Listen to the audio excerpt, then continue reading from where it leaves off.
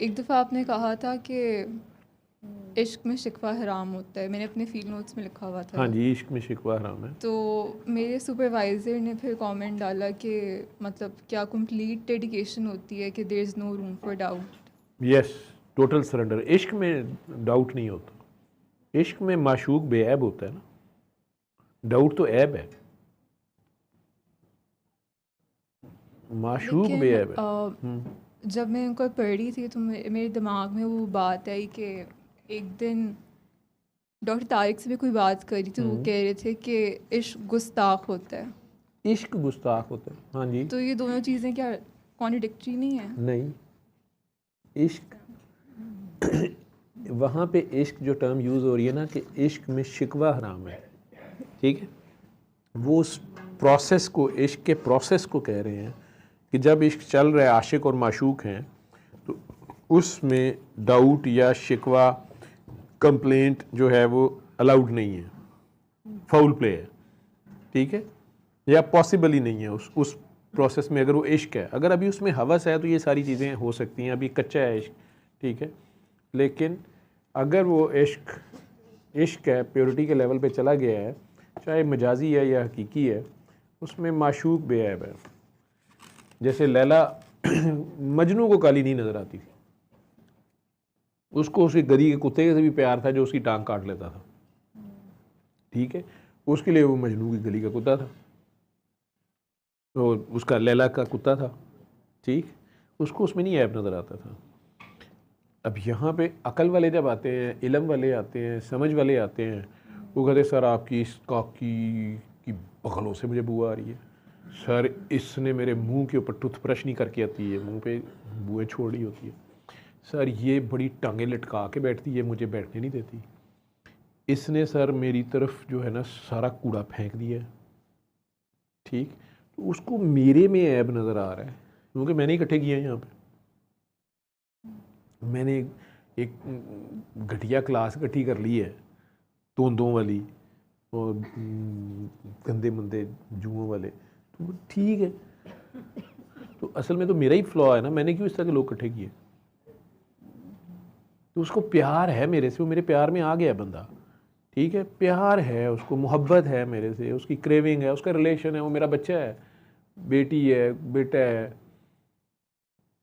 मेरे घर वालों को आप में से कईयों पे बहुत एतराज़ होता है इन सारों पे। पिछले साल एक मिलाद था और उसके मिलाद के बाद भी 60-70 बंदा इधर ही था, तो मेरे से कोई सवाल इस तरह कर रहा था तो बाकी सारे भी इकट्ठे हो गए। आखिरकार घर वालों ने कहा कि वो टेंट्स वाले जो हैं वो कह रहे हैं उन्होंने सीटें, फिर अंदर आ जाए। अब किसी ने नहीं कहा हम जा रहे हैं, सारे अंदर चले गए ठीक है, अंदर चले गए, तो अब ज़ाहिरी बात है अंदर ड्राइंग रूम इसी तरह हॉल है नीचे सेम, तो अब वहाँ पे अगर मैं वहाँ बैठ गया हूँ तो यहाँ वालों को आवाज़ नहीं आ रही, अगर सर हमें नहीं पता चल रहा, सर हमें बताएं, तो फिर माइक आ गया और जनाब कहानी शुरू हो गई। तो वो खालिद ने फिर उसके बाद उसने कहा मैंने भी एक सवाल कर उसने काफ़ी वो अपने तरीके से बात की कि मतलब हम तो बाबा जी को रेस्ट भी करने देते थे, तो हमारे बाबा जी थक भी जाते थे, तो हम अपने बाबा जी हमारे जब कहते थे ना कि बस जब जाओ तो फिर हम चले जाते थे, तो लेकिन डॉक्टर साहब की तो खैर इनकी ट्रेनिंग का और स्टाइल है, तो इन्हें ये तो 6 घंटे तरले करते रहते हैं, गाड़ी आ गई है, चले गए, जाओ यार, नहीं आई, क्यों नहीं आई, अच्छा फिर बैठ जाओ, अच्छा चलो जाओ, तो वो अपने तरीके से उन्होंने काफ़ी की, लेकिन 6 घंटे वो भी लगे रहे, कोई नहीं उठा, ठीक, तो वो फिर सारी मेरी फैमिली मेरी क्लास कभी कभी लेती है, वो कहते हैं आपको पता है बाबा जी की एक आंख से वो यूँ देखते थे, हिम्मत नहीं होती थी किसी को दूसरी बात, या वो मतलब एक हतमी बात करते, काका बाबा जाओ इजाज़त है, तो मैं कहती यार अब मैं बाबा जी नहीं हूँ, ये तो आप लोग ही मुझे कहते हैं, तो मैं इमिटेटर हूँ, एक कॉपी कैट हूँ, इसमें अब थोड़ा बहुत ऐसे ही है जो भी है, अब तुम लोगों की किस्मत तुम्हारे हिस्से में मैं आया हूँ। तो फिर गुस्ताख किस तरह से हुआ? गुस्ताख इश्क, सॉरी, गुस्ताख इश्क जो दूसरी बात है, इश्क और हुसन, ये उसकी बात हो रही है। इश्क किससे होता है? हुसन से इश्क स्टार्ट होता है ना, किसी का हुसन नज़र आता है किसी भी किस्म का हुस्न, चाहे वो उसके मैनर्स हैं, चाहे उसकी है, या उसकी किसे कहते हो, कोई भी उसका एक्शन है, उससे आपको प्यार ही होता है ना। कोई चीज़ नज़र आती है आप उसको, लेकिन आपको उसको देखना नहीं चाहिए। आप आइडियल तो ये है ना कि आपकी निगाह ना उठे ना, जिसको आप माशूक कह रहे हैं या जिसको आप अपने से बड़े दर्जे पे बिठा रहे हैं, ठीक है, चाहे वो आपका उस्ताद है, चाहे आपका गुरु है, चाहे आपका माशूक है, खुदा है, अल्लाह है। अदब का एक तकाजा ये भी है, मतलब नबी करीम सल्लल्लाहु अलैहि वसल्लम का अदब सिखा रहा है अल्लाह कि इनकी महफिल में तुम्हारी आवाज़ भी ऊंची ना हो, या जब वो फैसला दे दे तो देयर इज़ नो आर्ग्यूमेंट्स। ठीक है ना, अदब सिखाया जा रहा है ना। इसी तरह जब रब का अदब आए, और रब मतलब हुस्न का वो जिसने हसीन बनाया वो खुद मतलब कितना हसीन होगा, ठीक है। अब उस हसीन की बारगाह में अगर कोई चला भी जाए, ठीक है, उसकी निगाह उठी कैसे? क्योंकि अदब का तकाजा निगाह भी नहीं उठनी चाहिए, निगाह झुका के बात करते हैं ना। तो ये तो कोई गुस्ताख है जिसने निगाह उठाई है और देखा है, ठीक है। देखा है तो फिर उसको इश्क, जिसको देख के इश्क हो रहा है ना, हुस्न कोई नज़र आया ना उसको, चाहे वो एक फिज़िकल ब्यूटी है या उसका एक हुस्न अमल है। जैसे एक काकी जी हैं, वो बड़े अच्छी आपकी लम्स की हैं, ठीक है। उन्होंने मुझे किसी शख्स की तारीफ़ की, एक लड़के की, तो वो तारीफ़ किस बात की कर रही थी? उन्होंने कहा कि मुझे ये बंदे की ये बात बहुत अच्छी लगी है कि मेरी ना शॉल मेरी जो थी वो अचानक नीचे गिर गई, तो मैं वो शॉल खोल के ले रही थी, तो इस बंदे ने अपना चेहरा दूसरी तरफ कर लिया। उसने अपनी निगाह और अपना चेहरा टोटल दूसरी तरफ कर लिया, क्योंकि मैं चादर खोल के ले रही थी। तो मुझे उसकी ये बात बहुत अच्छी लगी है, ठीक है। हालांकि वो उसको जानती नहीं थी। मुझे उन्होंने पूछा कि सर ये कौन है? मैं कहा क्यों, आप क्यों पूछ रही हैं? उसने कहा ये किसी अच्छे घर से है, या किसी मतलब इसने कहा कि इसकी मदर ने या इसके घर में इसकी तरबियत बहुत अच्छी की है।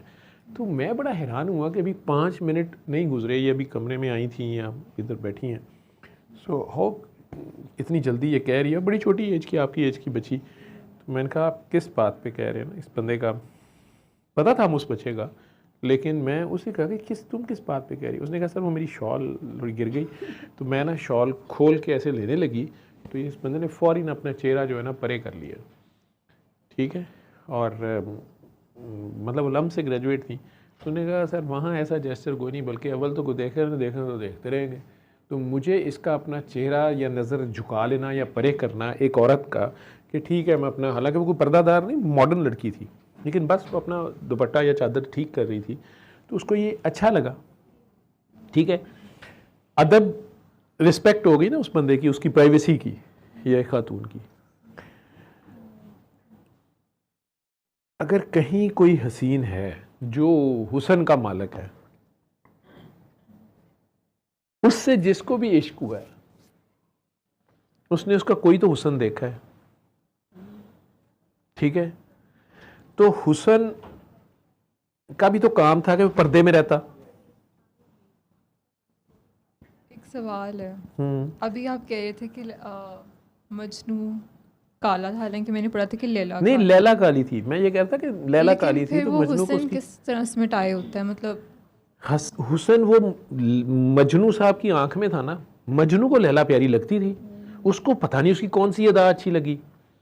हो सकता है उसको उसकी काले रंगत के साथ the way she was carrying हर,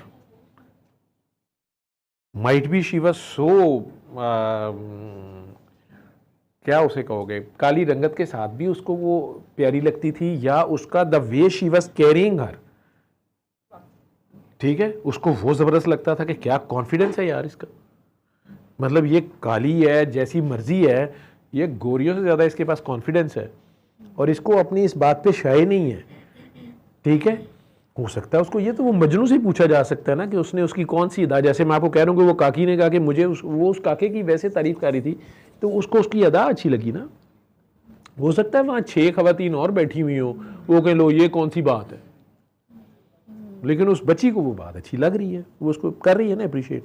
इसी तरह वो जो मजनू है उसको अगर लैला की कोई अदा लगी ना, ठीक है, लेकिन अब अगर लैला ये कहे कि ये क्यों मेरे पीछे पड़ गया, इसने मुझे क्यों देखा, तो फिर वो भी कहेगा कि जी आपने पर्दे में रहना था। अगर हुस्न बेबाक हुआ है तो इश्क से गुस्ताखी हो गई है, आपने कोई हुस्न अदा दिखाई है तो अगले की जान निकली है, माना उसने गुस्ताखी की है, उसकी निगाह क्यों उठी, ठीक है, लेकिन आप भी तो बेबाक हुए, ठीक। तो अल्लाह करीम इतने पर्दों में रहते हैं, उसके बावजूद ना भी अंबिया आते, ठीक है, उसके बावजूद जितनी मखलूक इस ज़मीन पे है ये किसी खालिक को ढूंढ रही थी कि नहीं। इन्होंने अपनी अपनी समझ से, किसी ने बुत और किसी ने सूरज को और किसी ने किसी को देवता बनाया हुआ था कि नहीं, किसी ना किसी हुस्न की ये तलाश में थे। इनमें से जो फिरौन बने जिन्होंने खुदाई का दावा किया वो किसी ना किसी जगह पे आके फेल हुए, उनके मानने वालों ने उन्हें छोड़ा या उन्हें फेल होते देखा। खुदा की पहचान का ये सफ़र जो था, हालांकि वो कहीं से आके नहीं दिखा रहा अपने आप को, लेकिन उसके बावजूद उसके जलवे नज़र आ रहे हैं तो दुनिया खजल हो रही है और दीवानी हुई पड़ी है। आगे दुनिया की लड़ाई अलग बात है कि किसी ने उसको गॉड बना लिया, किसी ने उसको भगवान बना लिया, किसी ने उसको खुदा बना लिया या अल्लाह, वो जो मर्जी नाम रख रहे हैं, लेकिन ये सबको पता है कि हमारे बनाने वाला कोई एक है, ठीक है, ये खुद एक हुस्न है, तो उसकी अदाओं का हुस्न तो नज़र आ रहा है ना, ठीक। अगर उसकी अदाओं का हुस्न आ रहा है और कोई उसके पीछे खज्जल ख़राब होना शुरू हो गया कि मजनून उसके भी हो गए हैं, ठीक है, उन्हें कहा जा सकता है ना ये यार इन्हें क्या चीज़ तंग करती है, ये कि हर 2 मिनट के बाद अल्लाह कर देते हैं, ये इनकी अजीबोगरीब चीखें मारते फिर रहे हैं, ये घूमते फिर रहे हैं, इन्हें क्या मसला है। उन्हें कोई अदा उसकी नज़र आ गई है ना। वो काका जो दर्द बोल रहा था उस पर उस काकी की चीख क्यों निकल रही थी, किसी के बंद करें। पढ़ी लिखी है, जज साहब की बेगम है, इसका अपना एक प्रोटोकॉल है, 4-6 ड्राइवर, 3-4 बॉडीगार्ड, ये देखे पीछे फिर देना, ठीक है, ड्रेसिंग ही देख लो। अब या तो ड्रामे में वो चीखें मार रही थी या उसको कोई एहसास, उसकी वो जो कह लो फ्रीक्वेंसी उसको टच कर रही थी, उसकी दर्द की लय थी जो उसकी वो फील कर रही थी, ठीक है। वो तारीफ़ें कर रही थी फैसलाबाद से जो काकी आती है सोबिया, जो उधर बैठी हुई लगी हुई थी कि बाबा ये बाबा वो, ठीक है। वो उधर से सियालकोट से जो आई हुई है, किधर गई है उधर वाशरूम, वो उधर से चीख रही ने कहे बस कर दे बस कर दे, ऐसे ही है। अब पता नहीं, हालांकि वो तो तारीफ़ें कर रही थी मेरी, वो अपने किसी लेवल पे कह रही थी कुछ, कहना उनको चुप कर देनी, पता नहीं क्या था। देखने में कोई जो न्यूट्रल माइंड का एक रिसर्चर आपकी तरह बैठा हो, ठीक है, या वैसे ही कि यार मैं सिर्फ देखने है कि ये क्या हो रहा है। तो आपसे ही मैं पूछता हूँ, does it makes any sense? जब ये कह रही थी बाबा, ये बाबा पता नहीं कितनी जगहों पे होते हैं बाबा जो कहते हैं इनकी बातों पे हंसो ना, वो उधर से चीखें मारे करिए बस कर दें बस कर दें। अब इसकी मुझे आप एक्सप्लेनेशन दें, ये क्या है? आपको नहीं लगता आप टाइम ज़ाया कर रही हैं? लम यूनिवर्सिटी जरा आके की रिसर्च कर दे पे पागलों दे, इन्होंने कल अपनी गल तो मुकर जाना है, कल उन्हें बोलना तो उन्हें कहना उनको बस कर दे बस कर, या हो सकता है कि होर बोल मतलब कोई कायदा कानून है जिस पे आप कोई रिसर्च करें। मैंने कुछ रीडिंग्स पढ़ी हैं इस पे, तो मतलब उसमें भी यही लिखा हुआ था कि language is limited, language is limited, silence जो है वो इसीलिए बड़े बड़े जो है ना वो आखिर में खामोश हो गए। और ये जो सब है इसको मतलब एकेडमिक टर्म्स में कहते हैं फिनोमिनोलॉजी ऑफ रिलीजियस एक्सपीरियंस। तो उस अगर फिनोमेना को आपने एक्सप्लेन करना हो तो उसमें जो लैंग्वेज है वो मतलब पूरी तरह से उस एक्सपीरियंस को इनकैप्सुलेट नहीं कर सकती। तो एक ऐसी चीज़ है जिसमें रिसर्चर भी अगर उसके बारे में लिख रहा हो तो वो उसको फुली पेन डाउन नहीं कर सकता अपने काम में। तो it's something that's beyond words. अब ये काकी जो है इसको कहा केक खा ले, अब ये रोई जा रही है, इसे खाया भी नहीं जा रहा, वो कहती मैंने नौज दिया होता है। अब वो कही मैंने बाबा को इनकार कर दिया तो रोई जा रही है। अब केक ये मांग भी नहीं रही, ठीक है। इसको बीच में पता चला केक है भी अच्छा, ठीक है, लेकिन अब वो एक होता है ना मान मर्यादा परंपरा, उसमें अब बंदा अपनी आकड़ में केक नहीं भी मांगता लेकिन साथ रोता भी है। उसमें उसको ये पता है कि ये केक जो है ना ये थोड़ा सॉल्टिश केक है, ठीक है, इसका टेस्ट डिफरेंट है, थोड़ा मीठा और नमकीन थोड़ा मिक्स है। अब उसका हल उसने ये निकाला है कि वो नाक और आंसू वो मिक्स करके खा रही है।